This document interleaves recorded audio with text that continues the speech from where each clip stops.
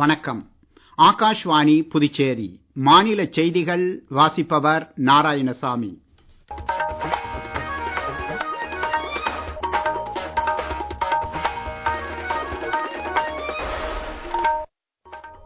தலைப்புச் செய்திகள்.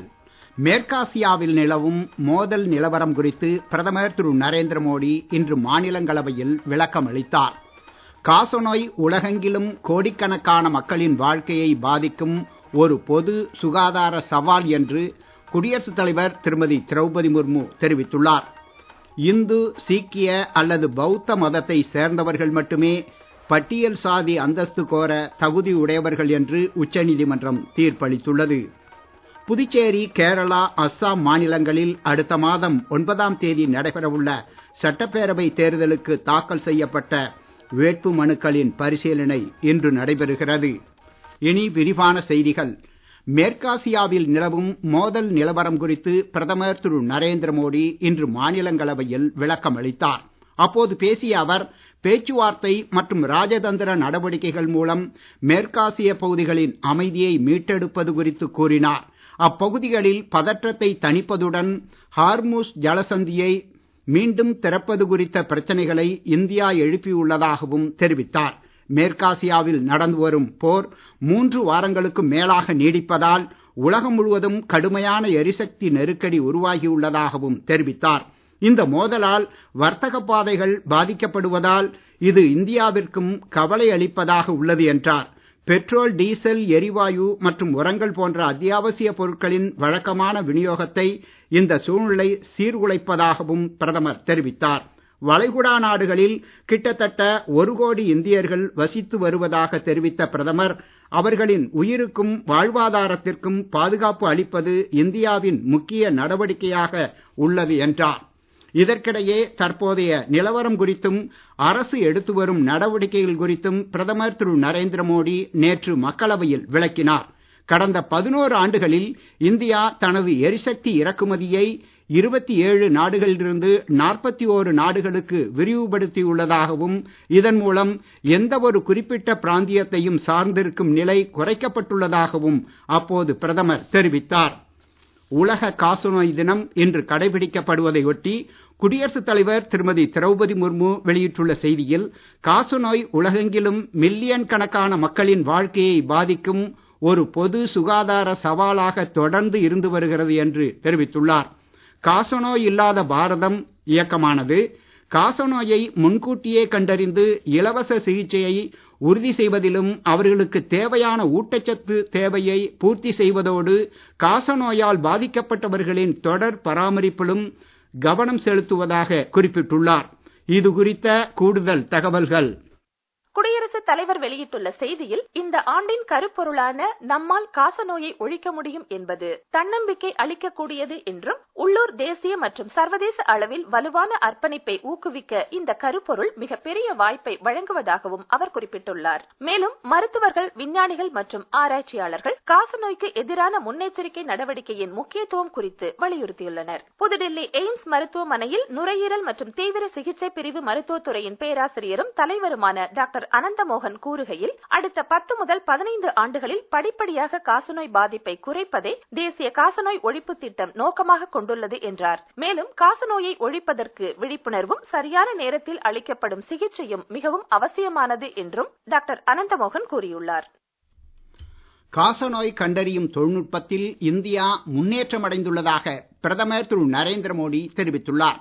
இன்று காசநோய் ஒழிப்பு தினத்தை ஒட்டி மத்திய சுகாதாரம் மற்றும் குடும்ப நலத்துறை அமைச்சர் திரு ஜே.பி. நட்டா எழுதிய கட்டுரையை தமது சமூக ஊடக பதிவில் பகிர்ந்து கொண்ட பிரதமர், ஆராய்ச்சி மற்றும் மேம்பாட்டில் இந்தியா தொடர்ச்சியான முதலீடுகளை செய்து வருவதாக தெரிவித்துள்ளார். இந்தியாவில் காசநோய் கண்டறியும் கருவிகளை கூட்டு முயற்சியில் உருவாக்கப்பட்டிருப்பது குறித்து பிரதமர் மேற்கோள் காட்டியுள்ளார். திரு ஜே.பி. நட்டா தமது கட்டுரையில் ஜன பாகிடாரி திட்டத்தின் கீழ் காசநோயை ஒழிப்பதற்கான இந்தியாவின் பயணத்தை எடுத்துரைத்துள்ளார். இந்து, சீக்கிய அல்லது பௌத்த மதத்தை சேர்ந்தவர்கள் மட்டுமே பட்டியல் சாதி அந்தஸ்து கோர தகுதியுடையவர்கள் என்று உச்சநீதிமன்றம் தீர்ப்பளித்துள்ளது. கிறிஸ்தவ மதம் போன்ற வேறு எந்த மதத்திற்கு மாறினாலும் பட்டியல் சாதி அந்தஸ்து உடனடியாகவும் முழுமையாகவும் இழக்கப்படும் என்று உச்சநீதிமன்றம் தனது தீர்ப்பில் தெளிவுபடுத்தியுள்ளது. இது தொடர்பான ஆந்திர பிரதேச உயர்நீதிமன்றத்தின் உத்தரவை உறுதி செய்துள்ள உச்சநீதிமன்றம், ஒருவர் கிறிஸ்தவ மதத்திற்கு மாறி அந்த நம்பிக்கையை தீவிரமாக பின்பற்றி வந்தால் அவரை அதன் பிறகு பட்டியல் சாதியை சேர்ந்தவராக கருதப்பட முடியாது என்றும் தெரிவித்துள்ளது. கிறிஸ்தவ மதத்திற்கு மாறிய தலித் சமுதாயத்தைச் சேர்ந்த ஒரு நபர் பட்டியல் சாதியினர் மற்றும் பழங்குடியினர் சட்டத்தின் கீழ் பாதுகாப்பு கோர முடியாது என்றும் நீதிபதிகள் திரு P.K. மிஸ்ரா மற்றும் திரு மன்மோகன் அடங்கிய அமர்வு தீர்ப்பளித்துள்ளது. நீங்கள் கேட்டுக்கொண்டிருப்பது மாநில செய்திகள். ஆகாஷ்வாணி செய்திகளை நேயர்கள் உடனுக்குடன் தெரிந்து கொள்ள எமது புதுச்சேரி மண்டல செய்திப் பிரிவின் சமூக ஊடகங்களான @airnews_புதுவை என்ற எக்ஸ் பக்கத்தையும், all India radio news Puducherry என்ற Facebook பக்கத்தையும், @RNU புதுச்சேரி என்ற யூடியூப் சேனலையும் அணுகலாம்.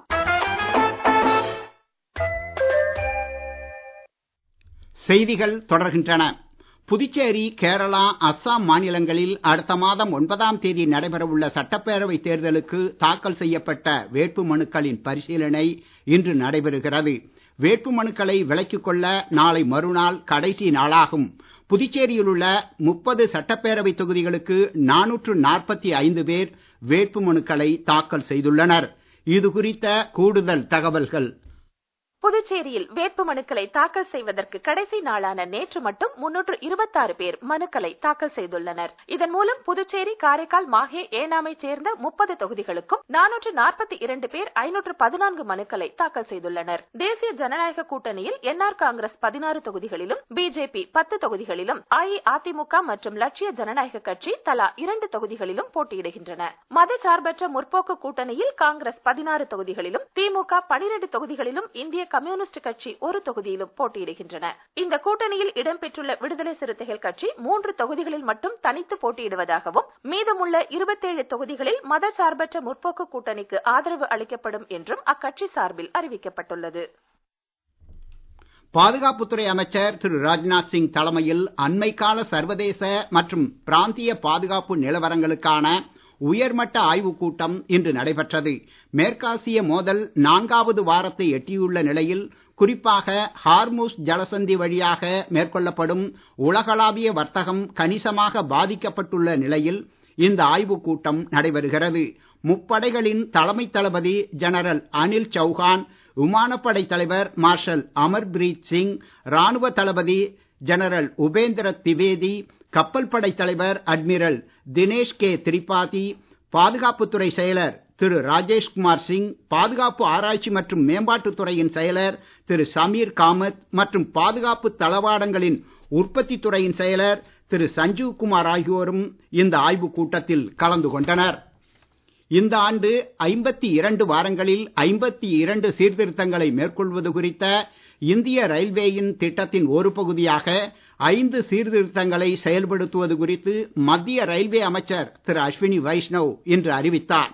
புதுடில்லியில் இது குறித்து செய்தியாளர்களிடம் பேசிய அவர், பயணச்சீட்டுகளை ரத்து செய்தல் மற்றும் பணத்தை திரும்பப் பெறுவதற்கான விதிகள், ரயில் பயணத்தில் புறப்படும் இடத்தை மாற்றுதல், உப்பு மற்றும் வாகன போக்குவரத்து, கட்டுமான தரம் ஆகியவற்றில் சீர்திருத்தங்கள் செயல்படுத்தப்பட உள்ளதாக கூறினார்.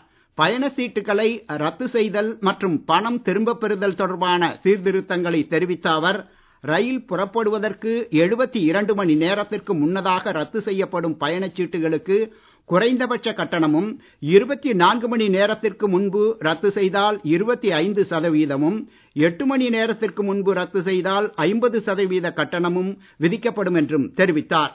ரயில் பயணத்திற்கான புறப்படும் இடத்தை மாற்றுவது குறித்து கூறிய அமைச்சர், ரயில் புறப்படுவதற்கு 30 நிமிடங்களுக்கு முன்பு வரை அந்த இடத்தை மாற்றிக்கொள்ளலாம் என்று அமைச்சர் தெரிவித்தார். தமிழகம், புதுச்சேரி மற்றும் காரைக்கால் பகுதிகளில் அடுத்த 3 நாட்களுக்கு வறண்ட வானிலையே நிலவும் என்று சென்னை வானிலை ஆய்வு மையம் தெரிவித்துள்ளது. மேலும் வரும் 26ஆம் தேதி முதல் 28ஆம் தேதி வரை தமிழகம், புதுச்சேரி மற்றும் காரைக்கால் பகுதிகளில் ஓரிரு இடங்களில் அதிகபட்ச வெப்பநிலை இயல்பை விட 2 முதல் 3 டிகிரி செல்சியஸ் வரை உயரக்கூடும் என்றும் தெரிவிக்கப்பட்டுள்ளது. மீண்டும் தலைப்புச் செய்திகள்.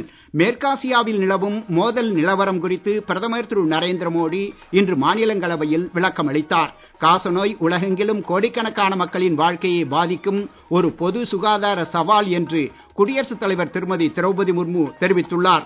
இந்து, சீக்கிய அல்லது பௌத்த மதத்தைச் சார்ந்தவர்கள் மட்டுமே பட்டியல் சாதி அந்தஸ்து கோர தகுதியுடையவர்கள் என்று உச்சநீதிமன்றம் தீர்ப்பளித்துள்ளது.